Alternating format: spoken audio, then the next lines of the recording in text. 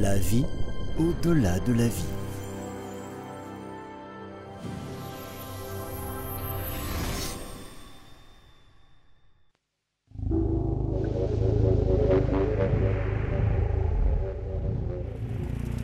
Les habitants d'un petit camp d'éleveurs de rennes se sont réunis dans la hutte du chaman. Il s'était passé quelque chose de grave. Tapir n'était pas rentré de la chasse et tout le monde pressentait que quelque chose n'allait pas.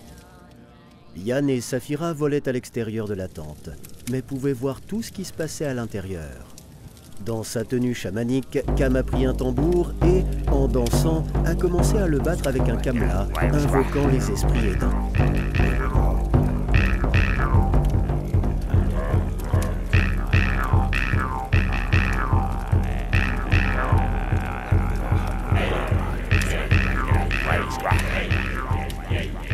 Ils s'unirent ensemble en un seul chant et, par leur énergie collective, soutenaient les actions du chaman.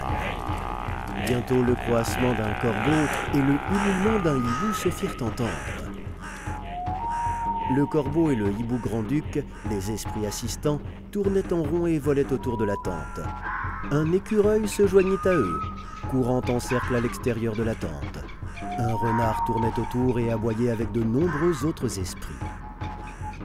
Est-ce que Tapir est en vie? Vivant, vivant, vivant. Où est-il? Au bord de la rivière Noire. Le chaman s'est mis à frapper le tambour encore plus furieusement, en appelant Timbur, l'esprit de l'extase chamanique. Sous la forme d'un cerf, il galopait vers le chaman. Il le monta et invoqua l'esprit de l'ancêtre du chaman. Le précédent chaman de la tribu arriva du royaume des morts. Montre-moi le chemin qui mène vers Tapir. Ensuite, Cam s'est adressé à l'esprit de la région, Ayami. Ô grande Ayami, aide-nous, ne laisse pas le chasseur Tapir périr. Notre camp te sert fidèlement et ne fais rien qui puisse nuire à tes animaux ou à la terre. Fais le bien, sois clémente envers nous. Ayami apparut sous la forme d'une immense figure ressemblant à la reine des neiges. Elle dominait la taïga jusqu'à la taille et fit un signe d'approbation en agitant la main en direction de la rivière Noire. Aïe sauta sur le sol givré vêtu de son mince habit de chaman. Son fils, Kit, était déjà assis dans le traîneau.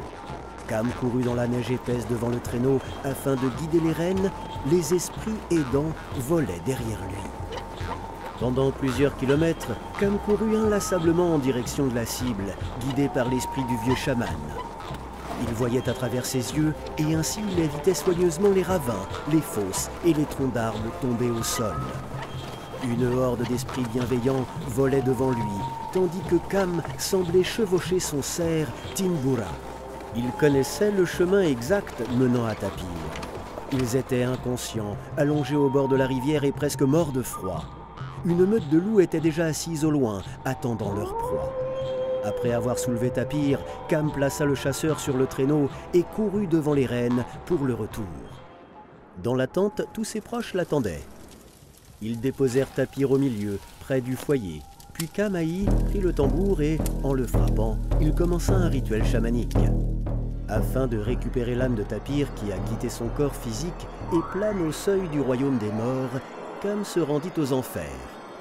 Il vola sur son esprit reine Tinbura jusqu'au plan subtil, accompagné des esprits assistants et avec l'aide de l'esprit de l'ancêtre, il trouva l'âme de Tapir.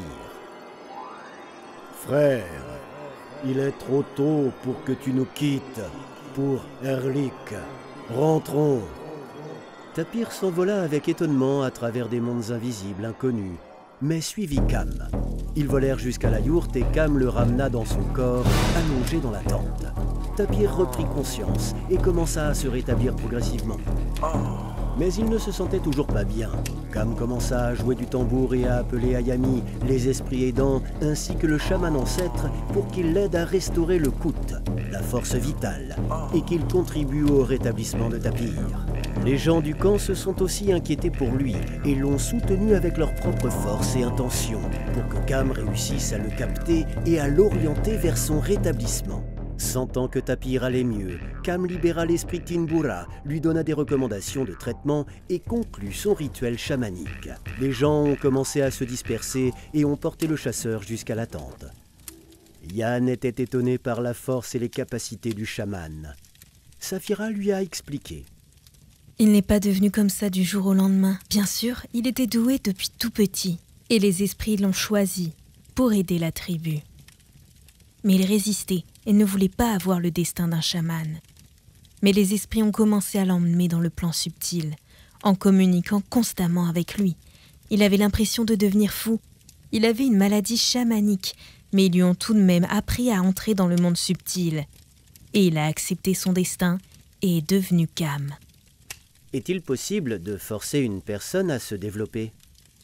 Spirituellement, non. Mais il est possible de pousser quelqu'un à acquérir des capacités. Ce sont des choses différentes. Kam sert la tribu, son égrégore, l'esprit de cette tribu, qui peut mourir sans Kam. Et pour cela, les esprits lui donnent de la force. Mais là où il y a déjà une civilisation, l'aide de Kam n'est plus nécessaire. Seulement les chamans faibles restent, car la force est donnée dans le but de la survie de la tribu. Yann et Saphira s'envolèrent vers le chaman. Celui-ci les remarqua. Yann lui demanda comment il était devenu Kam. Lorsque le vieux chaman est mort, il a commencé à apparaître fréquemment dans mes rêves. Je le voyais même pendant la journée. Et ma grand-mère m'a dit que les esprits m'avaient choisi comme chaman. Mais je ne voulais pas de ce destin, car chaman ne s'appartient pas. Il ne vit que pour servir les gens 24 heures sur 24. S'il arrive quelque chose à quelqu'un, Kam doit l'aider de façon volontaire, et c'est difficile quand on ne peut pas refuser. Les esprits obligent à aider tout le monde. Je résistais, mais mes proches décédés ont vu en moi les capacités d'un médium, une personne qui pouvait communiquer avec les esprits. Dirigés par le vieux chaman, ils ont commencé à faire sortir ma djoula, c'est-à-dire mon âme, de mon corps. J'ai commencé à avoir des visions. J'ai vu les esprits, j'ai vu les ancêtres et le monde subtil, même le jour, comme des hallucinations, et j'ai développé une maladie chamanique. J'étais en délire quand je leur parlais. Ils m'ont poussé à devenir un Kam, car ils voulaient vraiment aider leurs proches. Mais sans chaman, ils ne pouvaient pas le faire. Je m'enfuyais dans la taïga, m'asseyant souvent dans les arancas où se trouvaient les restes du corps de l'ancêtre chaman, près de l'arbre du chaman, sur lequel étaient accrochés ces vieux objets cassés. Tambourin, camelot, costume. L'ancêtre et les esprits assistants ont sorti mon âme de mon corps et m'ont appris à vivre dans leur monde. J'apprenais à me déplacer dans l'espace environnant, encore subtil, et à communiquer avec les esprits. Le vieux Kam m'a appris à le faire. Puis j'ai pris un tambour et j'ai commencé à faire des rituels chamaniques pour pouvoir gagner le contrôle de ces états. Quand le tambour est entre mes mains, je suis Kam, mais sinon je m'éteins et je vis comme une personne ordinaire. Les gens ont commencé à venir me demander de l'aide. Ils demandaient quel serait le temps et où il y aurait des animaux à chasser, et les ancêtres m'ont tout expliqué. Ils connaissaient tout là-bas. Par exemple, comment soigner quelqu'un. Fais-tu toi-même quelque chose pour aider les gens? Oui, je dois. Tout récemment, le fils de Bia est mort. Elle était très inquiète en pensant à lui. Sa djoula s'était envolée vers le monde des morts. Elle restait assise, perdue, sans réagir à quoi que ce soit. Donc je me suis envolé, j'ai remis son âme dans son corps, j'ai coupé le contact avec son fils et elle allait mieux. Parfois, je fais des sacrifices. Lorsqu'une personne tombe malade, c'est qu'un mauvais esprit s'est emparé d'elle. Je le transfère dans un renne et je l'envoie dans la taïga pour que les animaux le dévorent. C'est ainsi que les gens guérissent. Parfois, si la maladie est grave et que les ancêtres n'ont pas assez de force, je tue un renne. Ils se nourrissent de son sang et les pouvoirs viennent chasser l'esprit maléfique de la personne. Et je pensais que la cause de la maladie était une bactérie. Les virus sont les corps physiques des mauvais esprits. Ils vivent en eux.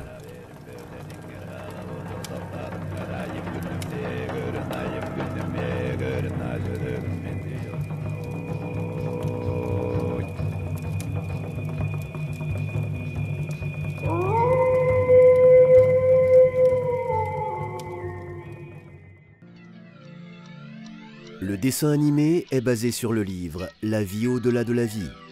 Lisez La vie au-delà de la vie sur le site amazon1.org/books. Recevez d'autres pratiques intéressantes, des connaissances spirituelles et des cadeaux sur les sites web de nos partenaires. Vous trouverez les détails dans la description.